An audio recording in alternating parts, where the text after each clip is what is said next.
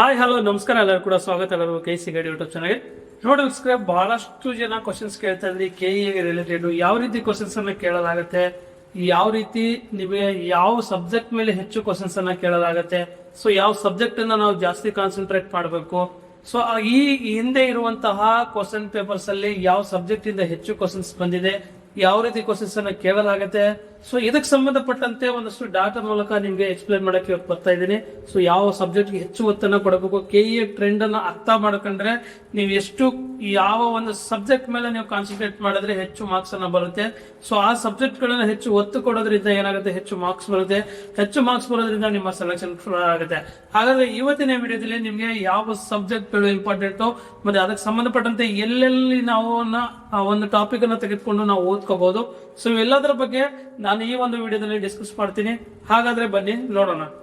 ಬನ್ನಿ ಇವತ್ತಿನ ಒಂದು ಡಾಟಾದಲ್ಲಿ ಏನೆಲ್ಲ ಇದೆ, ಪ್ರೀವಿಯಸ್ ಕ್ವಶನ್ ಪೇಪರ್ ಅಂತ ಏನ್ ಹೇಳ್ತೀವಿ ನಾವು, ಒಟ್ಟು 2024ರಿಂದ ಯಾವ ಯಾವ ಎಕ್ಸಾಮ್ಸ್ ಗಳಿಗೆ ಕ್ವಶನ್ಸ್ ಅನ್ನ ಕೇಳಲಾಗುತ್ತೆ. ಸೊ 2024ರಿಂದ 2026ವರೆಗೂ ಏನೆಲ್ಲ ಕ್ವಶನ್ಸ್ ಗಳು KE ಮೂಲಕ ನಡೆಸಲಾಗುತ್ತೆ.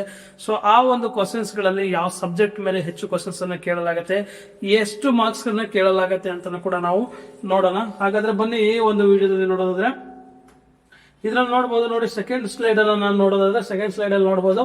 ಫಸ್ಟ್ ಒಂದು ನಾವು ನೋಡೋದಾದ್ರೆ ನೋಡಿ, ಈ ರೀತಿಯಲ್ಲಿ ಈಗ ಫಾರ್ ಎಕ್ಸಾಂಪಲ್ ಈಗ KE ಅಲ್ಲಿ ಸಿವಿಲ್ PSI ಎಕ್ಸಾಮ್ 545 ಹುದ್ದೆಗಳಿಗೆ ಸಂಬಂಧಪಟ್ಟಂತೆ 2024 ಎಕ್ಸಾಮ್ ನಡೀತು. ಸೊ ಈ ಎಕ್ಸಾಮ್ ನಡಿಬೇಕಾದ್ರೆ ನೋಡಬಹುದು. ಫಸ್ಟ್ ಬಂದು ಹಿಸ್ಟ್ರಿಲಿ ಎಷ್ಟು ಮಾರ್ಕ್ಸ್ ಅನ್ನ ಕೇಳಲಾಗುತ್ತೆ, ಹಿಸ್ಟ್ರಿಲಿ 10 ಮಾರ್ಕ್ಸ್ ಅನ್ನ ಕೇಳಲಾಗುತ್ತೆ, ಜಿಯೋಗ್ರಫಿಲಿ 5 ಮಾರ್ಕ್ಸ್ ಅನ್ನ ಕೇಳಲಾಗುತ್ತೆ, ಕಾನ್ಸ್ಟಿಟ್ಯೂಷನ್ ಅಲ್ಲಿ ಅಂದ್ರೆ ಸಂವಿಧಾನದಲ್ಲಿ 6 ಮಾರ್ಕ್ಸ್ ಅನ್ನ ಕೇಳಲಾಗುತ್ತೆ, ಅರ್ಥಶಾಸ್ತ್ರದಲ್ಲಿ 2 ಮಾರ್ಕ್ಸ್ ಅನ್ನ ಕೇಳಲಾಗುತ್ತೆ, ಕರೆಂಟ್ ಅಫೇರ್ ಗೆ ಸಂಬಂಧಪಟ್ಟಂತೆ 37 ಮಾರ್ಕ್ಸ್ ಅನ್ನ ಕೇಳಲಾಗುತ್ತೆ. ಇದು ಬಹಳಷ್ಟು ಇಂಪಾರ್ಟೆಂಟ್, ಯಾಕಂದ್ರೆ ಯಾವ್ದ್ರಲ್ಲಿ ಜಾಸ್ತಿ ಕೇಳಲಾಗುತ್ತೆ ಅಂತ ಕೂಡ ನೋಡಬಹುದು. ಅದಾದ ನಂತರ ಎನ್ವಿರಾನ್ಮೆಂಟ್ ಗೆ ಸಂಬಂಧಪಟ್ಟಂತೆ ನಿಮಗೆ 2 ಮಾರ್ಕ್ಸ್ ಕೇಳಲಾಗುತ್ತೆ, ಸೈನ್ಸ್ ಅಂಡ್ ಟೆಕ್ನಾಲಜಿ ಕೇವಲ 1 ಮಾರ್ಕ್ಸ್ ಕೇಳಲಾಗುತ್ತೆ. ಅದಾದ ನಂತರ ಸ್ಟ್ಯಾಟಿಕ್ GK ಗೆ ಸಂಬಂಧಪಟ್ಟಂತೆ 10 ಮಾರ್ಕ್ಸ್, ಜನರಲ್ ಸೈನ್ಸ್ ಗೆ ಸಂಬಂಧಪಟ್ಟಂತೆ 10 ಮಾರ್ಕ್ಸ್, ಮೆಂಟಲ್ ಎಬಿಲಿಟಿಗೆ ಸಂಬಂಧಪಟ್ಟಂತೆ 15 ಮಾರ್ಕ್ಸ್, ಕಂಪ್ಯೂಟರ್ ಗೆ ಸಂಬಂಧಪಟ್ಟಂತೆ 2 ಮಾರ್ಕ್ಸ್. ಸೊ ಇದು 2024ರಲ್ಲಿ PSI ಇಲ್ಲಿ ಕೇಳಿದಂತ ಕ್ವಶನ್ಸ್ ನೋಡಬಹುದು. ಸೊ 2024ರಲ್ಲಿ ಅದೇ ಸಿವಿಲ್ PSI 402 ಹುದ್ದೆಗಳು ಬರುತ್ತೆ. ಸೊ ಈ 402 ಹುದ್ದೆಗಳಲ್ಲಿ ಎಕ್ಸಾಮ್ ಏನ್ ನಡೆಸ್ತಾರೆ ಆ ಎಕ್ಸಾಮ್ ಅನ್ನ ನೋಡಬಹುದು.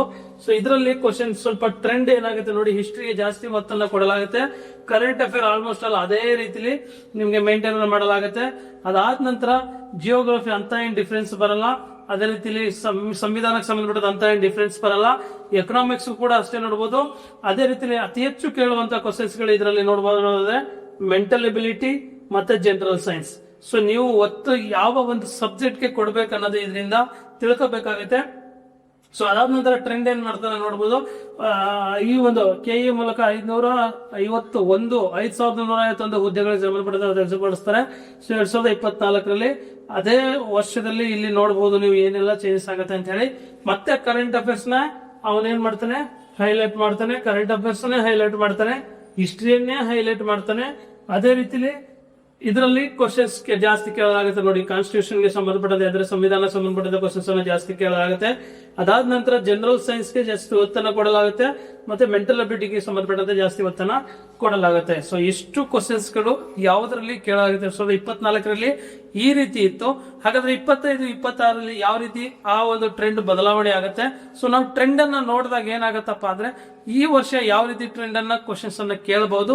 ಸೊ ಈ ಕ್ವಶನ್ಸ್ ಅನ್ನ ಕೇಳೋದ್ರ ಮೂಲಕ ನಾವು ಯಾವ ಒಂದು ಸಬ್ಜೆಕ್ಟ್ ಗೆ ಹೆಚ್ಚು ಒತ್ತನ್ನ ಕೊಡಬಹುದು ಅಂತ ಹೇಳಿ ನಾವು ತಿಳ್ಕೋಬಹುದು. ಹಾಗಾಗಿ ನಾನು ನಿಮ್ಗೆ ಬ್ಲೂ ಪ್ರಿಂಟ್ ಅಂತ ಹಾಕಿರುವಂತದ್ದು ಈ ಒಂದು ಹೆಡ್ಡಿಂಗ್ ಅಲ್ಲೇ ಬ್ಲೂ ಪ್ರಿಂಟ್ ಅಂತ ಹಾಕಿದ್ದೀನಿ. ಯಾಕಂದ್ರೆ ಫಸ್ಟ್ ಬ್ಲೂ ಪ್ರಿಂಟ್ ಯಾವುದೇ ಕಾಂಪಿಟೇಟಿವ್ ಎಕ್ಸಾಮ್ಸ್ ಗೆ ಪ್ರಿಪೇರ್ ಆಗ್ಬೇಕಾದ್ರೆ ಬ್ಲೂ ಪ್ರಿಂಟ್ ಒಂದು ಬಹಳಷ್ಟು ಇಂಪಾರ್ಟೆಂಟ್. ಸ್ಮಾರ್ಟ್ ಆಗಿ ಓದುವಂತಹ ಕ್ಯಾಂಡಿಡೇಟ್ಸ್ ಗಳು ಮಾತ್ರ ಇದನ್ನ ಮಾಡುವಂತದ್ದು.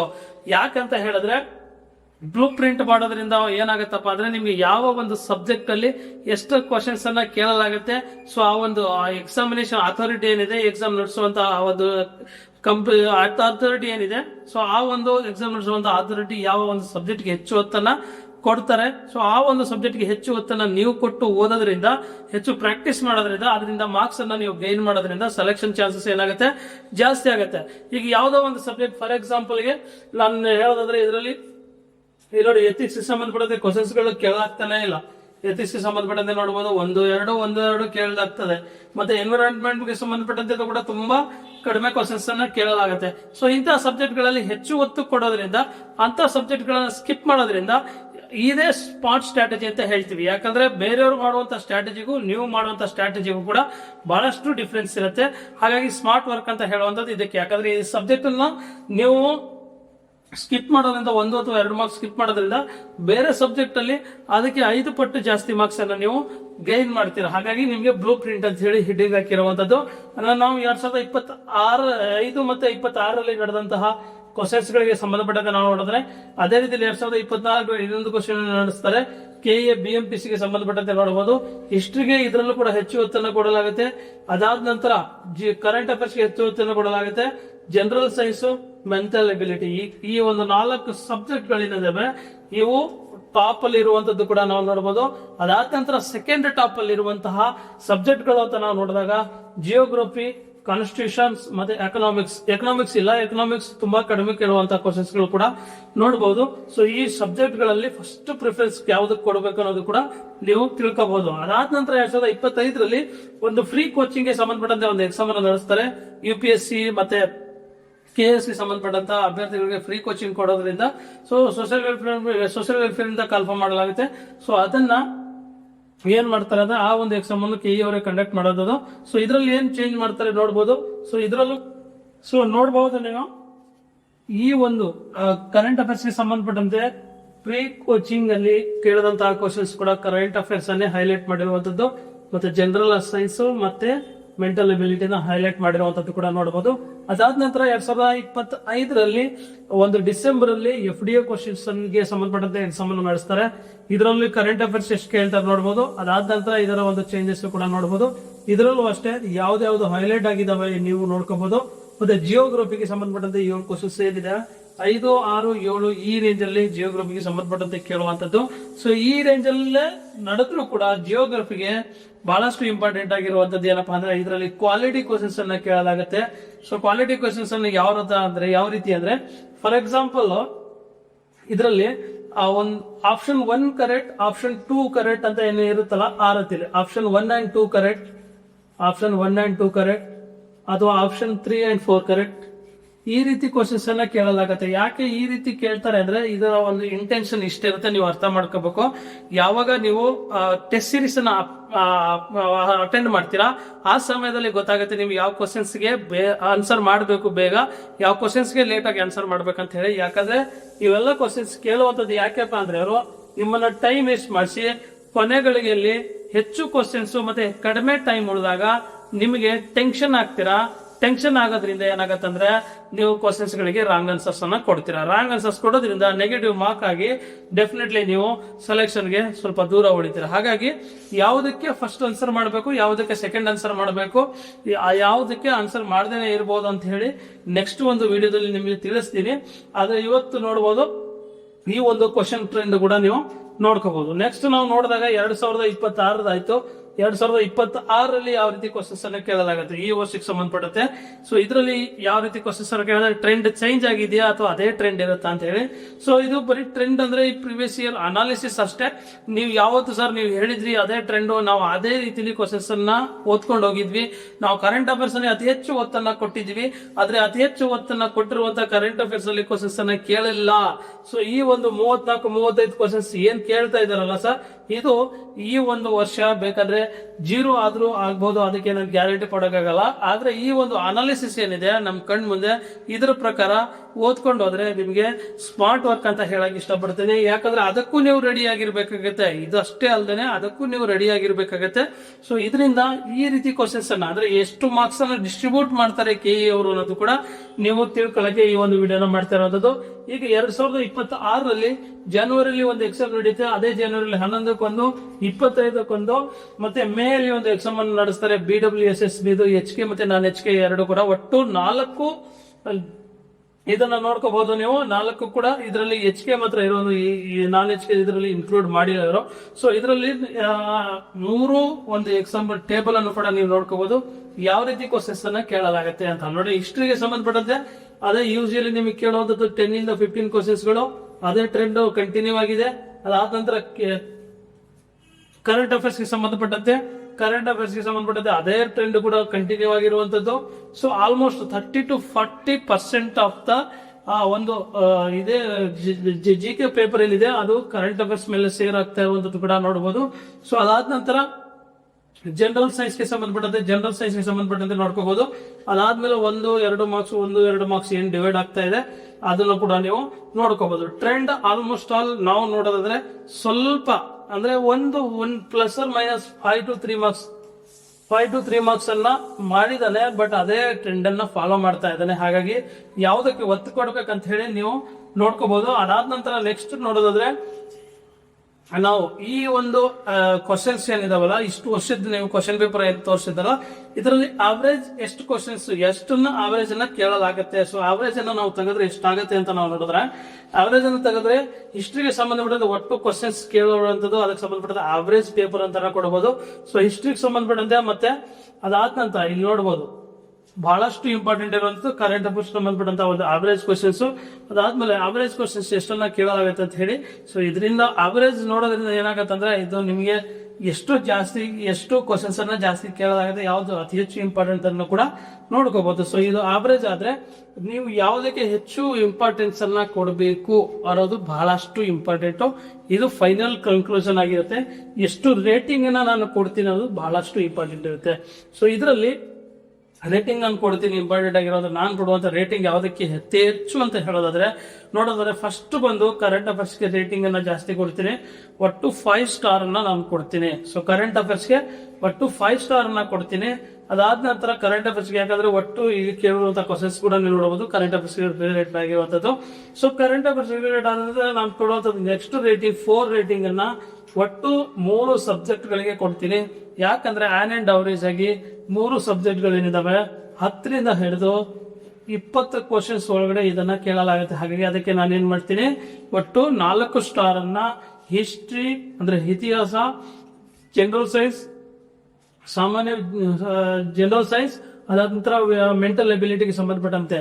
ಸೊ ಈ 3 ಕೂಡ ನಾನು 4 ಸ್ಟಾರ್ ನ ಕೊಡ್ತೀನಿ. ಅಂದ್ರೆ ಎಷ್ಟು ಇಂಪಾರ್ಟೆಂಟ್, ಫಸ್ಟ್ ಇಂಪಾರ್ಟೆನ್ಸ್ ಏನಿರುತ್ತೆ ಕರೆಂಟ್ ಅಫೇರ್ಸ್ ಇರುತ್ತೆ, second importance history, general science and mental ability ಇರುತ್ತೆ. ಅದಾದ ನಂತರ 3 ಸ್ಟಾರ್ ಕೊಡುವಂತದ್ದು ನಿಮಗೆ ಕಾನ್ಸ್ಟಿಟ್ಯೂಷನ್ ಮತ್ತೆ ಜಿಯೋಗ್ರಫಿಗೆ ಸಂಬಂಧಪಟ್ಟಂತೆ 3 ಸ್ಟಾರ್ ನ ಕೊಡ್ತೀನಿ.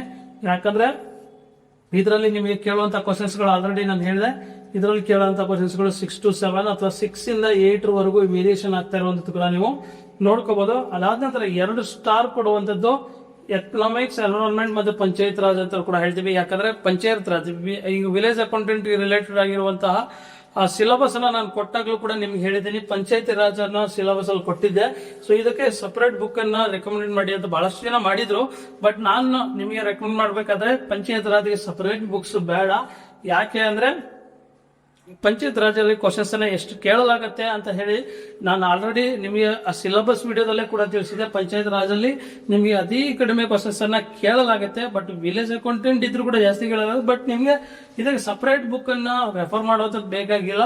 ವೆಬ್ಸೈಟ್ ಅಲ್ಲಿ ಅಥವಾ ಕೆಲವೊಂದು ಸ್ಟಡಿ ಮೆಟೀರಿಯಲ್ ನೀವು ಗೂಗಲ್ ಸರ್ಚ್ ಮಾಡೋ ಮುಖಾಂತರ ಕೂಡ ತಗೊಂಡು ಒಂದಷ್ಟು ಮಾಹಿತಿಗಳನ್ನ ಕಲೆಕ್ಟ್ ಮಾಡ್ಕೊಂಡು ಓದ್ಕೋಬಹುದು. ಅಥವಾ ಯಾರು PDA ಪ್ರಿಪೇರ್ ಆಗ್ತದೆ ಅವ್ರ ಇರುವಂತಹ ನೋಟ್ಸ್ ಅನ್ನ ತೆಗೆದುಕೊಂಡು ಓದ್ಕೋಬಹುದು ಅಂತ ಕೂಡ ನಾನು ಹೇಳಿದೆ. ಅದಾದ್ಮೇಲೆ 1 ಸ್ಟಾರ್ ಕೊಡುವಂತದ್ದು ಏನಪ್ಪಾ ಅಂದ್ರೆ ಇದ್ರ ವಿಲೇಜ್ ಅಕೌಂಟೆಂಟ್ ಗೆ ಸಂಬಂಧಪಟ್ಟಂತೆ ಕಂಪ್ಯೂಟರ್ ಸೈನ್ಸ್ ಸಪರೇಟ್ ಆಗಿ ಕೇಳ್ತಾರೆ, ಅದಲ್ಲ ಪೇಪರ್ 2 ಕೇಳ್ತಾರೆ. ಅದಲ್ಲ ನಾನು GK ಪೇಪರ್ ಅಲ್ಲಿ ಕಂಪ್ಯೂಟರ್ ಸಂಬಂಧಪಟ್ಟಂತೆ ಕೇಳುವಂತಹ ಕ್ವಶನ್ಸ್ ಗೆ ಇಲ್ಲಿ ಮಾರ್ಕ್ ಮಾಡಿರುವಂತದ್ದು. ಹಾಗಾಗಿ ಇದರಲ್ಲಿ ಸ್ಟಾರ್ 1 ಅನ್ನ ಕೊಡುವಂತಹ ಸಬ್ಜೆಕ್ಟ್ ಗಳನ್ನ ನೋಡಬಹುದು. ಸ್ಟಾರ್ 1 ಅನ್ನ ಕಂಪ್ಯೂಟರ್, ಸ್ಟ್ಯಾಟಿಕ್ GK ಮತ್ತೆ ಅದರ್ಸ್ ಸಂಬಂಧಪಟ್ಟಂತೆ ಕೇಳುವಂತದ್ದು ಸ್ಟಾರ್ 1 ಅನ್ನ. ಸೊ ಈ ಸ್ಟಾರ್ಸ್ ಗಳು ಕೊಡೋದ್ರ ಏನಕ್ಕೆಪ್ಪ ಅಂದ್ರೆ ಈ ಸ್ಟಾರ್ಸ್ ಮೂಲಕ ನೀವು ಎಷ್ಟು ಒತ್ತನ್ನ ಕೊಡಬಹುದು, ಯಾವ ಸಬ್ಜೆಕ್ಟ್ ಗೆ ಯಾವ ರೀತಿ ಕ್ವಶನ್ ಪೇಪರ್ಸ್ ಅನ್ನ ಕೇಳ್ತಾ ಇದ್ರೆ. ಸೊ 10 ಕ್ವಶನ್ಸ್ ಪೇಪರ್ ಅನಾಲಿಸಿಸ್ ನಿಮ್ಗೆ ಕೊಟ್ಟಿದ್ದೀನಿ. ಸೊ ಇದರ ಒಂದು ಟ್ರೆಂಡ್ ಈ ರೀತಿ ಇರುವಂತದ್ದು ಕೂಡ ನೋಡಬಹುದು. ಇದು ಕೆಇಗೆ ಸಂಬಂಧಪಟ್ಟಂತಹ ಟ್ರೆಂಡ್. ಇದರ ಒಂದು ಸ್ಕ್ರೀನ್ ಶಾಟ್ ಬೇಕಾದ್ರೆ ತೆಗೆದುಕೊಳ್ಬಹುದು. ಆನ್ ಅಂಡ್ ಅವರೇಜ್ ಆಗಿ ಎಷ್ಟು ಕ್ವಶನ್ಸ್ ಅನ್ನ ಕೇಳಲಾಗುತ್ತೆ ಅಂತ ಹೇಳಿ. ಸೊ ಇಲ್ಲಿ ಪ್ರಿಯಾರಿಟಿಯನ್ನು ಕೂಡ ನಾನು ಮೆನ್ಷನ್ ಮಾಡಿದ್ದೀನಿ. ಸೊ ಯಾವುದಕ್ಕೆ ಎಷ್ಟು ಪ್ರಿಯಾರಿಟಿ ಕೊಡಬೇಕು ಅಂತ ಹೇಳಿ ಕೂಡ ಮೆನ್ಷನ್ ಮಾಡಿದ್ದೀನಿ. ಸೊ ವೆರಿ ಹೈ ಪ್ರಿಯಾರಿಟಿ ಇರೋದನ್ನ ರೆಡ್ ಅಲ್ಲಿ ಮಾರ್ಕ್ ಮಾಡಿರುವಂತದ್ದು ಕೂಡ ನೋಡಬಹುದು. ಮೀಡಿಯಂ ಅಲ್ಲಿ ಇರುವಂತದ್ದು ಬ್ಲೂ ಅಲ್ಲಿ ಮಾರ್ಕ್ ಮಾಡಿದ್ದೀನಿ. ಹೈ ಅಲ್ಲಿ ಇರುವಂತದ್ದು ನಿಮ್ಗೆ ಯೆಲ್ಲೋ ಅಲ್ಲಿ ಮಾರ್ಕ್ ಮಾಡಿದ್ದೀನಿ. ಅದಾದ್ಮೇಲೆ ಲೋ ಅಲ್ಲಿ ಇರುವಂತದ್ದು ನಾನು ನಿಮ್ಗೆ ಗ್ರೀನ್ ಅಲ್ಲಿ ಮಾರ್ಕ್ ಮಾಡಿರುವಂತದ್ದು ಕೂಡ ನೋಡಬಹುದು. ಸೊ ಇದರಲ್ಲಿ ನೀವು ಯಾವ ಸಬ್ಜೆಕ್ಟ್ ಗೆ ಎಷ್ಟು ಹೊತ್ತನ್ನ ಕೊಡಬಹುದು ಅಂತ ಹೇಳಿ. ಸೊ ಈ ಟ್ರೆಂಡ್ ಅನ್ನ ಫಾಲೋ ಮಾಡ್ತಾರೆ. ಸೊ ಹಾಗಾಗಿ ನೀವು ಕೂಡ ಓದಬೇಕಾದ್ರೆ ಸ್ಮಾರ್ಟ್ ಸ್ಟ್ರಾಟಜಿನ ಯೂಸ್ ಮಾಡ್ಕೊಂಡು ಓದಿ ಅಂತ ಹೇಳಕ್ ಇಷ್ಟಪಡ್ತೀನಿ. ಸೊ ಇದರಿಂದ ನಿಮಗೆ ಒಂದು ಕನ್ಕ್ಲೂಷನ್ ಬಂದಿದೆ ಅಂತ ನಾನು ಭಾವಿಸ್ತೀನಿ. ಕ್ವಶನ್ಸ್ಗಳು ಯಾವ ರೀತಿ ಕೇಳ್ತಾರೆ ಅಂತ ನಾನು ಇನ್ನೊಂದು ಲಾಸ್ಟ್ ಅಲ್ಲಿ ಡಿಸ್ಕಷನ್ ಮಾಡ್ಬಿಡ್ತೀನಿ. ಯಾಕಂದ್ರೆ ಇಯರಿಂದ ಇಯರ್ ಸರ್ ಟ್ರೆಂಡ್ ಅದೇ ರೀತಿ ಇದೆ. ಹಾಗಾದ್ರೆ ಕ್ವಶನ್ ಡಿಫಿಕಲ್ಟಿ ಇಲ್ವಾ ಅಂತ ಹೇಳಿ ಕ್ವಶನ್ಸ್ ಅನ್ನ ಕೇಳಬಹುದು. ಡಿಫಿಕಲ್ಟಿ ಇದೆ. ಮುಂಚೆ ಏನ್ ಕೇಳ್ತಾ ಇದ್ರು ಅಂದ್ರೆ ಡೈರೆಕ್ಟ್ ಕ್ವಶನ್ಸ್ ಅನ್ನ ಕೇಳ್ತಾ ಇದ್ರು. ಯಾವುದೋ ಒಂದು ಇದನ್ನ ಡೈರೆಕ್ಟ್ ಕ್ವಶನ್ಸ್ ಅನ್ನ ಕೇಳ್ಬಿಡ್ತಾ ಇದ್ರು. ಈಗ ಫಾರ್ ಎಕ್ಸಾಂಪಲ್ ಗೆ ನಾವು ಹೇಳೋದಾದ್ರೆ ಕಾವೇರಿ ನದಿಯ ಉಗಮ ಸ್ಥಾನ ಅಂತ ಹೇಳಿ ಕ್ವಶನ್ಸ್ ಅನ್ನ ಕೇಳ್ಬಿಡ್ತಾ ಇದ್ರು. ಬಟ್ ಈಗ ಏನ್ ಮಾಡ್ತಾ ಇದಾರೆ ಅಂದ್ರೆ ಕಾವೇರಿ ನದಿಯ ಉಗಮ ಸ್ಥಾನ ಅಂತ ತಲಕಾಡು ಅಂತ ಏನಿರ್ತದಲ್ಲ, ಸೊ ತಲಕಾಡು ಸಂಬಂಧಪಟ್ಟಂತೆ ಈಗ ಕಾವೇರಿ ನದಿಯ ಉಗಮ ಸ್ಥಾನ. ಆದ್ರೆ ಈಗ ಏನ್ ಚೇಂಜ್ ಮಾಡಿದ್ದೇನೆ ಅದರಲ್ಲಿ ಅಂತ ಹೇಳೋದಾದ್ರೆ, ಈಗ ಕೇಳುವಂತ ಕ್ವಶನ್ಸ್ ಪೇಪರ್ ಅಲ್ಲಿ ಈಗ 4 ನದಿಗಳನ್ನ ಕೊಟ್ಬಿಡ್ತಾನೆ. ಒಂದ್ ನದಿ ಒಂದು ಕಾವೇರಿ, ಎರಡನೇದು ಗಂಗಾ, ಮೂರನೇದು ಯಮುನಾ, ಈ ರೀತಿ 3-4 ನದಿಗಳನ್ನು ಕೊಟ್ಟಿರೋ ಇದರಲ್ಲಿ ಹೊಂದಿಸಿ ಬರೀರಿ ಅಂತ ಕೊಟ್ಬಿಡ್ತಾನೆ. ಸೊ ಆನ್ಸರ್ ನಿಮ್ಗೆ ಒಂದು ವರ್ಡ್ ಆನ್ಸರ್ ಇಲ್ಲಿ ಬೇಕಾಗಿಲ್ಲ. ಇಲ್ಲಿ ಅಷ್ಟು ನದಿಗಳಿದು ನಿಮ್ಗೆ ಗೊತ್ತಿರ್ಬೇಕಾಗತ್ತೆ. ಈ ತರ ಕ್ವಶನ್ಸ್ ಅನ್ನ ಚೇಂಜ್ ಮಾಡ್ತಾ ಇರುವಂತದ್ದು, ಅಂದ್ರೆ ಹೊಂದಿಸಿ ಬರೆಯಿರಿ ಅಂತ ಇರುವಂತದ್ದು, ಅಥವಾ 1 ಕರೆಕ್ಟ್ ಆಗಿದೆ, ಆಪ್ಷನ್ 1 ಕರೆಕ್ಟ್ ಆಗಿದೆ, ಅಥವಾ ಆಪ್ಷನ್ 2 ಕರೆಕ್ಟ್ ಆಗಿದೆ, ಅಥವಾ 1 ಅಥವಾ 2 ಕರೆಕ್ಟ್ ಆಗಿದೆ, ಅಥವಾ 3 ಅಥವಾ 4 ಕರೆಕ್ಟ್ ಆಗಿದೆ. ಅಂದ್ರೆ ಸ್ಟೇಟ್ಮೆಂಟ್ ವೈಸ್ ಕ್ವಶನ್ಸ್ ಅನ್ನ ಕೇಳ್ತಾ ಇರುವಂತದ್ದು ಕೂಡ ಹೇಳ್ತಾ ಇರುವಂತದ್ದು. ಸೊ ಸ್ಟೇಟ್ಮೆಂಟ್ ವೈಸ್ ಕ್ವಶನ್ಸ್ ಅನ್ನ ಕೇಳೋದ್ರಿಂದ ಏನಾಗುತ್ತೆ ಅಂದ್ರೆ ನಿಮ್ಗೆ ಟೈಮ್ ಲಾಸ್ ಮಾಡುವಂತ ಕೆಲಸಗಳಾಗ್ತವೆ. ಹಾಗಾಗಿ ನೀವು ಟೆಸ್ಟ್ ಸೀರೀಸ್ ಅಂತ ಏನ್ ಅಟೆಂಡ್ ಮಾಡ್ತೀರೋ, ಟೆಸ್ಟ್ ಸೀರೀಸ್ ಅಟೆಂಡ್ ಮಾಡಲೇಬೇಕು. ನೀವು ಏನಾದ್ರೂ ಗವರ್ಮೆಂಟ್ ಎಕ್ಸಾಮ್ ಅನ್ನ ಕ್ರ್ಯಾಕ್ ಮಾಡಿ ನೀವು ಒಂದು ಗವರ್ಮೆಂಟ್ ಎಂಪ್ಲಾಯ್ ಆಗ್ಬೇಕಂದ್ರೆ ಟೆಸ್ಟ್ ಸೀರೀಸ್ ಬಹಳ ಇಂಪಾರ್ಟೆಂಟ್ ಇರುತ್ತೆ. ಟೆಸ್ಟ್ ತೆಗೆದುಕೊಳ್ಬೇಕಾದ್ರೆ ನೀವು ಡಿಸೈಡ್ ಮಾಡ್ಕೋಬೇಕು ಯಾವ ಕ್ವಶನ್ಸ್ ಗಳಿಗೆ ಬೇಗ ಆನ್ಸರ್ ಮಾಡಬೇಕು, ಎಷ್ಟು ಟೈಮ್ ಅನ್ನ ನೀವು ಟೈಮ್ ಮ್ಯಾನೇಜ್ಮೆಂಟ್ ಅನ್ನೋದು ಬಹಳಷ್ಟು ಇಂಪಾರ್ಟೆಂಟ್ ಇರುತ್ತೆ. ಟೈಮ್ ಮ್ಯಾನೇಜ್ಮೆಂಟ್ ಅನ್ನೋದು ಎಕ್ಸಾಮ್ ಅಲ್ಲಿ ಬಹಳಷ್ಟು ಇಂಪಾರ್ಟೆಂಟ್ ಇರುತ್ತೆ. ನಿಮ್ಗೆ ಟೆನ್ಷನ್ ತಂದು ಕ್ವಶನ್ಸ್ ಗಳನ್ನ ನೀವೇ ರಾಂಗ್ ಮಾಡೋ ಲೆವೆಲ್ಗೆ ಎಕ್ಸಾಮಿನರ್ ತಗೊಂಡು ಹೋಗ್ತಾರೆ. ಸೊ ಅದಕ್ಕೆ ಸಂಬಂಧಪಟ್ಟಿದ್ದ ನಾನು ನೆಕ್ಸ್ಟ್ ವಿಡಿಯೋದಲ್ಲಿ ನಿಮಗೆ ಡಿಸ್ಕಸ್ ಮಾಡಿದ್ರೆ ನಾನು ಅನುಭವಿಸಿದಂತಹ ಪ್ರಾಬ್ಲಮ್ಸ್ ಗಳೇನಿತ್ತು ಎಕ್ಸಾಮ್ ಹಾಲಲ್ಲಿ ಆಗಿರ್ಬೋದು, ಎಕ್ಸಾಮ್ಗಿಂತ ಮುಂಚೆ ಆಗಿರ್ಬೋದು. ಸೊ ಅಲ್ಲಿ ಎಕ್ಸಾಮಿನರ್ ಮೈಂಡ್ ಸೆಟ್ ಯಾವ ರೀತಿ ಇರುತ್ತೆ ಅಂತ ಹೇಳಿ ಮುಂದಿನ ಒಂದು ವಿಡಿಯೋದಲ್ಲಿ ನಾನು ಡಿಸ್ಕಸ್ ಮಾಡ್ತೀನಿ. ಇವತ್ತಿಗೆ ಇಷ್ಟು ನಿಮ್ಗೆ ಅರ್ಥ ಆಗಿದೆ ಅಂತ ನಾನು ಭಾವಿಸ್ತೀನಿ. ಮತ್ತೆ ಸಿಗೋಣ ಹೊಸ ವಿಡಿಯೋ ಜೊತೆಗೆ. ಅಲ್ಲಿವರೆಗೂ ಬಾಯ್.